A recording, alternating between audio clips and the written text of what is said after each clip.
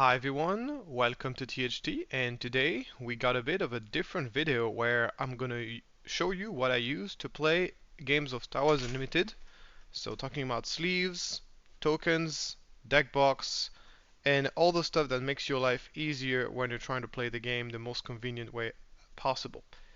So first of all, let's talk about the most important, the sleeves. What kind of sleeve do I use? So very important to use sleeves for your cards because otherwise you're going to damage them. Some of them can be cost a lot of money. It also makes it a lot easier to shuffle your cards, but not only that, also make sure that your cards do not get damaged on their back, which would be considered marking.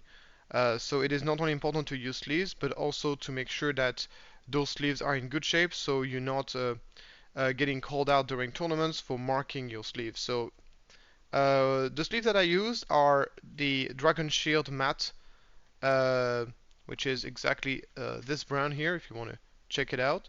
And this is, in my opinion, the best sleeves in the market. They are extremely durable, almost impossible to crack. Usually they get a little bit wobbly when there's too much humidity at some point, when they get very old, but it takes a while for this to happen. And even after this, the sleeves are still usable. I just would not advise them to use them in tournaments.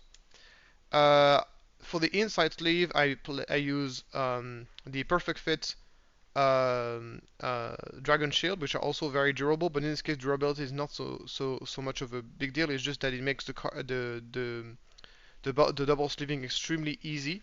As you can see, I can slide those cards right into there without any issue, and the card is going to be protected. So the reason why we are double sleeving is for multiple reasons. The first reason is whenever you change the sleeve, you can get the card out of the sleeve and change the sleeve without ever having to expose the card to any damage, which is good, especially when you are changing your sleeve quite often.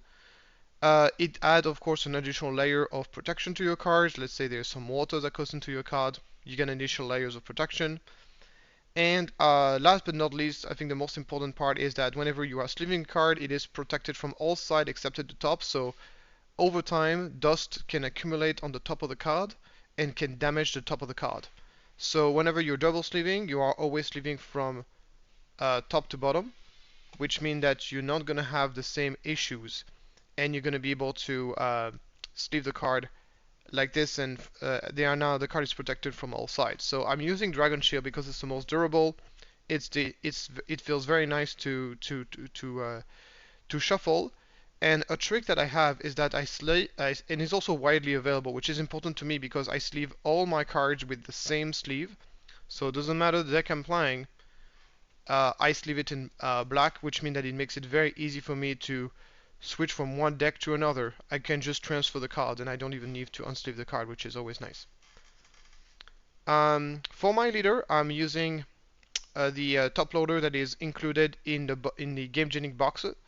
So you probably know those boxes. You've seen those somewhere. They are the box for Star Wars Unlimited. They are sponsored Star Wars Unlimited boxes, and they're amazing. Those boxes are just great. They have a top loader in which you can put your leader. I put also a perfect sleeve inside to protect the card further, but once the card is in this case, it is completely well protected, and I feel very confident being able to play my very expensive showcase even in a game without any problem. It also can kind of differentiate visually the leaders from the rest of the card, which is nice. And what is very nice is that once I'm done playing, I can just put this in my Gamegenic box, and I can see in one instance, it's very easy to identify this deck. This is my Han deck because there's the Han on it, and that's just is a great little touch. Those boxes are great because they are big. They can contain Twin Suns deck, double sleeve, no problem. They have a little compartment for your token, so you don't have to carry a separate box for your token. You got everything in one area. It's all magnetized. It's Star Wars Unlimited sponsored. It's very high quality. It's a little bit on the pricey side. But I think it is well worth it, in my opinion. I've really loved those boxes so far. I don't have the only negative thing I have to say about them is that at the beginning it was a little bit hard to slide the leader in there. But I only had issues with this box. I didn't have the same issue with my other box here. And not only that, it kind of loosened over time, so it didn't really it was not it is not an issue. As you could see, I could really push out this leader quite easily out of the box without any issue. For my base, I also have I'm double sleeving, even though in this case it's a little bit unnecessary because it's just a common base. So, and I'm using a different sleeve, color sleeve, so then it's easy to identify the base among the other cards. I have a little bag of silicone gel that I always include in the deck box to absorb humidity and to make and to basically make so it makes it so the sleeves are less likely to become wobbly on the top because it's humidity can provoke that. So I can put this to protect the card further. And these are the tokens that I'm using. So basically, the brand that I'm using is called Buy the Same Token. It's a very nice company. I'm not sponsored by them, but I just like their tokens. So among the tokens that are, I don't use all of the tokens that they have. They have loads of tokens, but I only use a small portion of them. The tokens that I'm not using, I put them in another box, and I don't have having too many tokens in my box, in my token box, because then it can make it difficult to find the tokens that you actually need. So I really carry the strict necessary in my little Gamegenic box that I put at the bottom here. So then I have access to everything I need. So what do I use? So obviously I use experience tokens because you have to use them by the rules. Basically I use all the tokens that are required by the rules to be used. I think that all the other tokens, they help you out, but they also kind of help your opponent as well. So it's not really necessarily ideal. And once again, there's so many tokens you can possibly use, and so many tokens in this box that sometimes just having too many of them becomes kind of like kind of daunting to use. I might use them at some point, but for now, the only tokens that I've been needing are those. So the experience tokens, the shield tokens. You can of course use the tokens provided in the in on the back of the cards, but I'm not a big fan of those because they are a little bit inconvenient. Once the card has some cards underneath, it's a little bit fiddly. So I prefer to have those tokens instead. So you got the 3 shield tokens.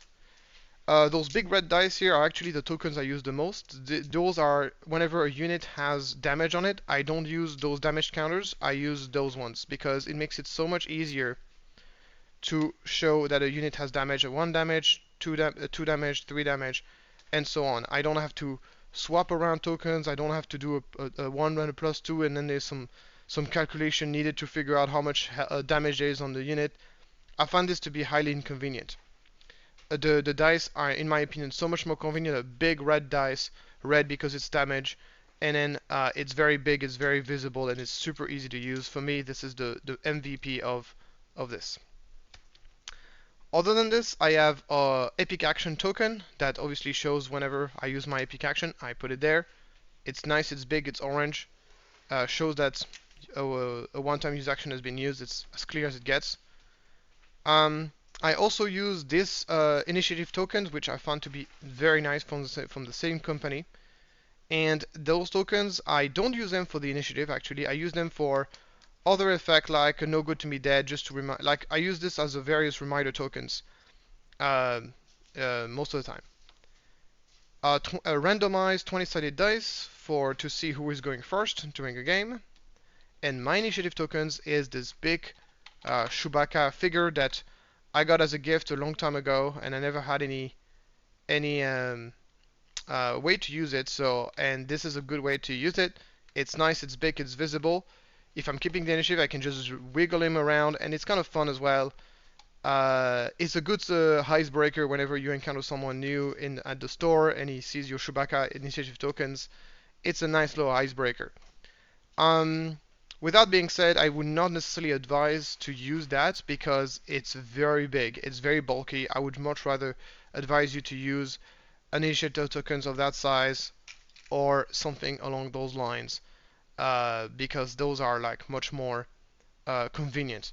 But here I have to always carry my box with my Chewbacca around, which is a bit inconvenient. But now from that point, it's kind of a tradition, so I decided to keep him. But it is not something I would necessarily advise. Another cool thing about those experience tokens is that you can flip them to get +2/+2. Most of the time, I prefer to add multiple +1/+1 tokens on a unit rather than flipping it to +2/+2 because this can be confusing. Uh, but whenever something really starts to get a lot of experience token, then you can flip it on the +2/+2, and that's completely fine. Okay. Last but not least, I use this app to basically record damage on the base. So I never use damage tokens to record life on the base because it's very inconvenient.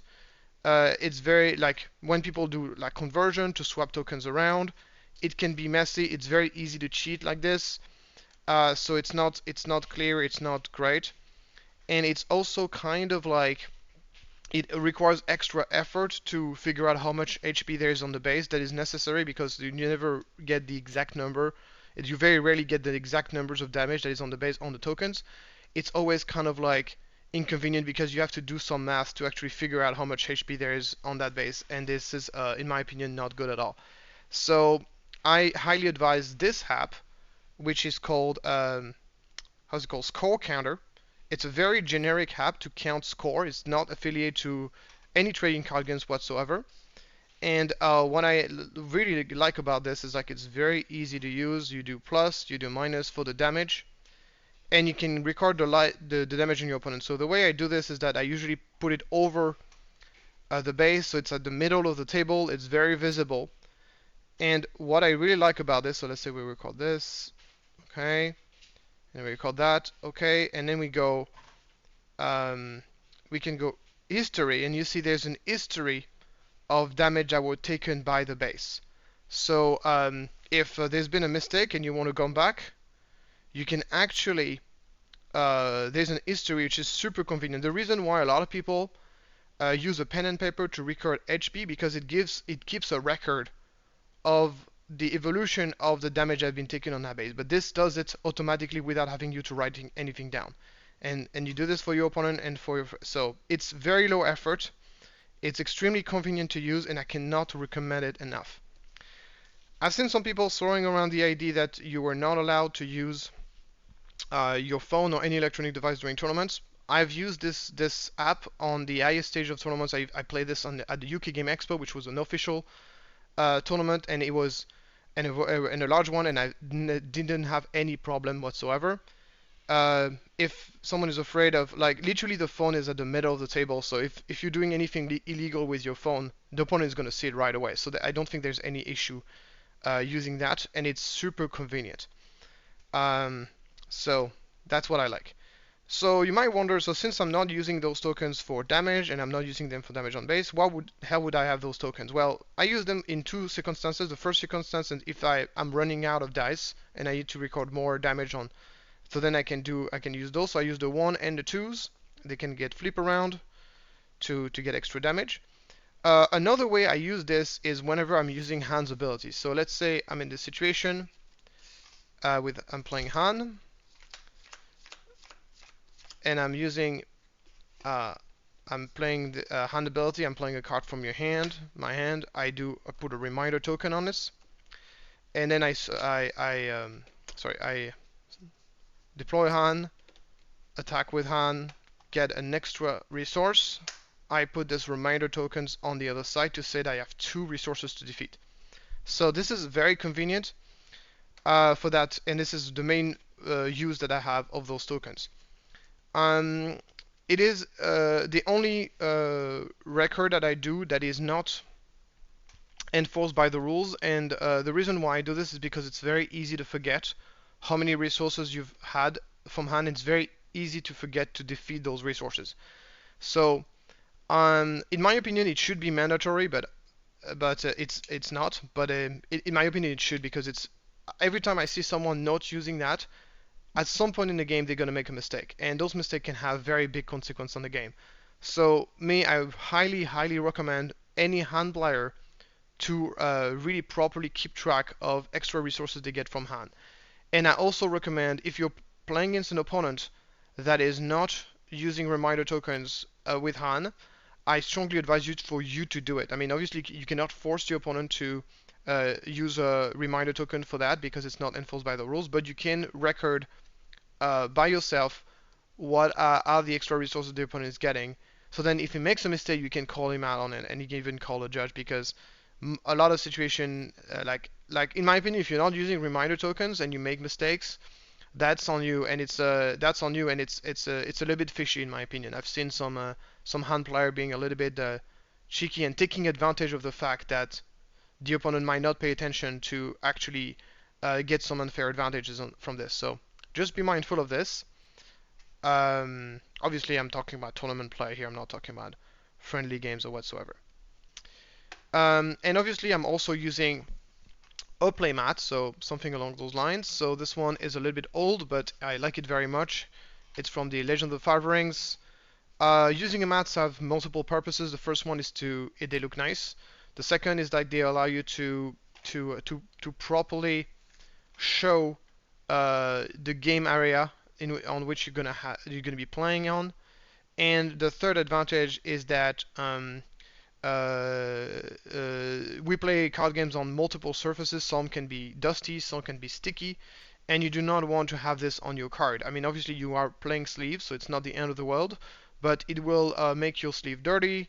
It will make it sticky, and it's not something you want. So you want to play on a clean, smooth surface, so you're not damaging your sleeve more than they need to be. Um, and just so you know, because I've seen this throwing around, no, you're no longer required. It used to be a rule that FFG would ask you to play either an official Star Wars Unlimited mat or a neutral mat that is either white or black. This rule was obviously kind of ridiculous, so FFG listened to the community and decided to backtrack on this. And now you can use any mat that you want. The only limit is that you cannot use a mat that is judged as appropriate, that is deemed as inappropriate. So on this, obviously it's a little bit subjective. So if you're going to a big tournament, don't take any chances. If there's a mat that is a bit risque, just ask the judge. If you obviously don't bring anything that is inappropriate, and if you have a doubt on whether your mat is inappropriate as well, you can call you just ask the judge before the beginning of the event and have a backup plan if he says that it's deemed as inappropriate or distracting. And once again, don't. Chances are, if you start a game with inappropriate, the judge will just ask you to change your mat. But if you are falling, but once again, you could see a judge actually giving you a. I don't know if it's lawful to do that, but there's also a chance he might give you a game loss for something like this. So don't take any chances. Ask the judge before the beginning of the event if you think your mat is kind of on the gray. Is there's kind of a gray area, of course. And that's it. That's basically everything I'm playing with. And I think this is what I'm going to be playing with moving forward. I don't think I'm going to make any changes. This setup works perfectly. There might be new mechanics in the games and new tokens that actually might impact the way I change those, but for now this is pretty much what I use. And if you got any, I'm going to put on the description of the video a link to all the stuff that I'm using that you might want to purchase, and that's it. Thank you very much for following that video. I hope that was useful, and I'll see you next time.